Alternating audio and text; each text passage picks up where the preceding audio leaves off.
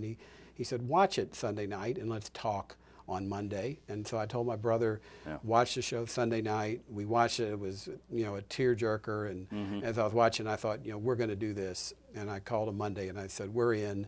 And then the next day he called and he said, there's a schedule change. He said, we want to move it up to the first week in November. Wow. And you'll only have 5 weeks. Would you still do it? And I said, yeah, we'll still do it. And I always believe that a job takes the amount of time that you allot to it. And so instead of having 9 weeks, we got 5 weeks, and we'll figure out how to do it. That's a good time for this next question. What do you find exciting about all this, from the orchestra, extreme makeover, building elite homes? I think I got an email from you. You were traveling to Romania. Yeah. I mean, you're an interesting and exciting guy. What do you find exciting about all Well, I'll tell you, I'll give you a glimpse of my day. I got up this morning at 5 a.m. and I do an extreme workout.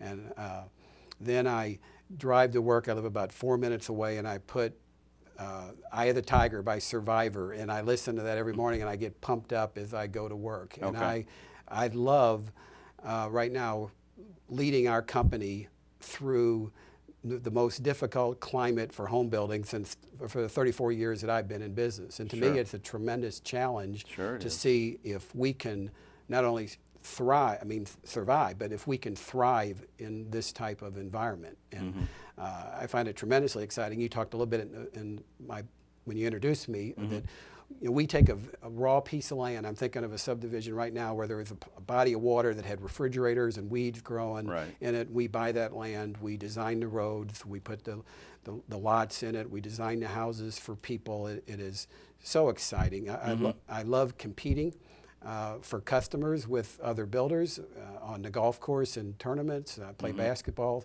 on some mornings. I find life exciting. What was the best piece of advice ever given to you, Joe? Again, it can be more than one, personal or professional. Okay, after I drive to work and I got my Eye of the Tiger fix, next time I get in a car, I'm probably listening to motivational tapes. And so for 20 years, I have been listening to all these things. You become what you think about by Earl Nightingale. You can get everything in life you want if you just help enough other people get what they want. Zig Ziglar, whatever the mind can conceive and believe it can achieve. W. Clement Stone, Begun is Half Done by Robert Schuller, Dig Your Well Before You're Thirsty, Harvey Mackay. So I got, people think that I'm smart and I thought of some of this stuff up when I quote it out sometimes. The shortest pencil is better than the longest memory. But it's stuff that I have programmed my mind with as I drive around, and it's helped me in every way of my life. Now this show is called Leadership Landscape, so the obvious question is, can you define leadership in one word, if you had to, in the great English lexicon? I'll give you the luxury of more than one if you need one, but go ahead. Yeah, because I want to define that word. Sure. Integrity. Okay.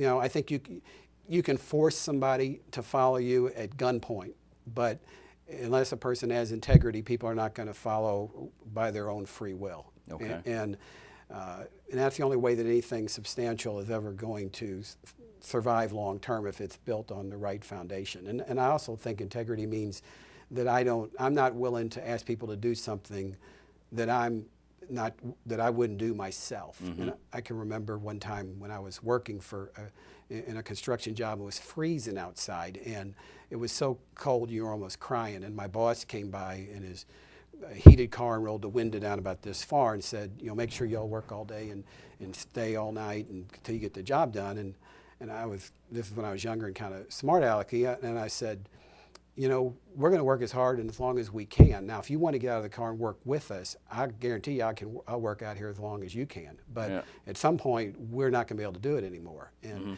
I didn't really have a high degree of respect, because it's easy to sit back in your heated car and tell somebody to work hard. Now, it'd be a lot harder to park it and put your coat on and get out and help yourself. And I in fact, I helped my foundation guys one time when I was pushing them to get a foundation in, and it had been snowing, and they said, "You don't know how hard it is. You're a pencil pusher. You don't understand." And I said, "Well, I'll work with you tomorrow." And so I went out, and it about killed me. But they had a new respect for me that I did do that. You didn't stay in the car or the office. Yeah.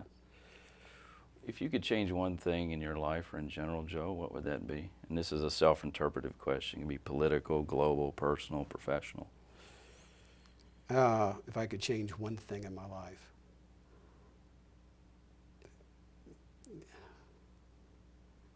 Or in life, it doesn't have to even be personal. I guess, I wish there wasn't poverty in the world, and there wasn't sickness, and my friend Ray didn't have cancer, but the way I look at it, I guess, is if I want something changed, I'd just get off my butt and change it. And so I don't really think about, I wish this had been changed, because if I wish it enough, then I should just be out changing it. And and if I'm not willing to do that, then I have no business. When we were negotiating the musician's contract, I used to get letters from people who were very upset with me, and they would say, do you want to be the person that's causing the orchestra to go bankrupt? And I'd look up their name in our database and see if do they buy tickets or do they give money. And if they don't do either, then I don't really see where they have a dog in the fight. They're not really That's a fair. stakeholder. And so if I want something, if I could change one thing, I just ought to be trying to change it. That's my answer. Now, this next question's a long one. Can you describe in detail a particular incident or scenario where you utilize your own philosophy on leadership? And it can be more than one, but most people focus on one or guests too. Yeah, and I think the orchestra and the Extreme Makeover both were the same principle. That is that a leader has to make the decision first and then figure out how they're going to do it. In other words, a lot of people will know or think that they need to do something, but what happens is before they make the decision to do it, they peek ahead and they see how hard it's going to be to do it, and it scares them away from ever making the decision in the first place. So in both of those cases with the orchestra, I had no idea how I could make a difference, and with the Extreme Makeover Home Edition, I had no idea how I was going to build a house in 4 days. But I had to make the decision that yes, we will do it.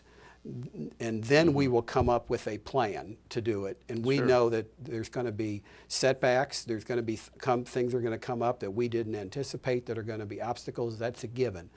But when those come up, we're going to just find a way to go around them, tunnel under them, climb over them, or bust right through them.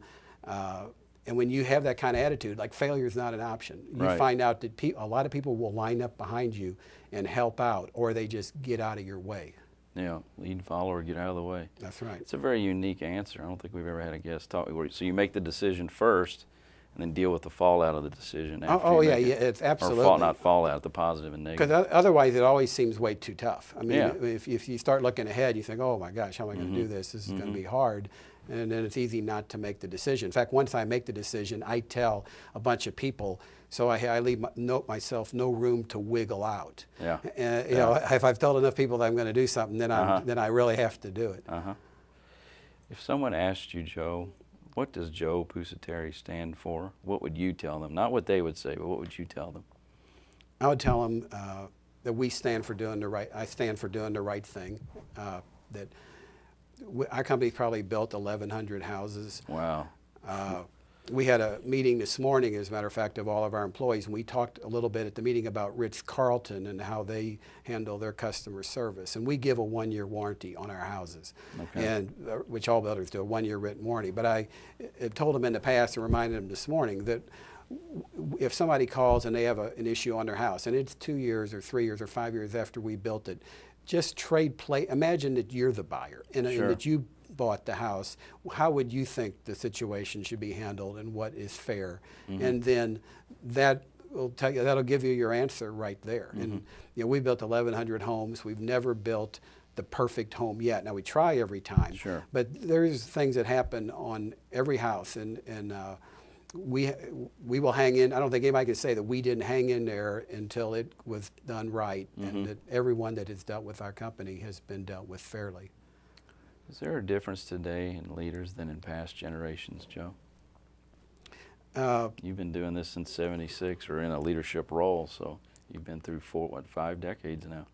Leaders today are first, there's more of them because there's more interest, there's more groups, so there's and a lot more people are filling that role in smaller areas. But the bigger leaders are undergoing, the mayoral candidates or people that are running for offices are are under so much more scrutiny that you're going to have to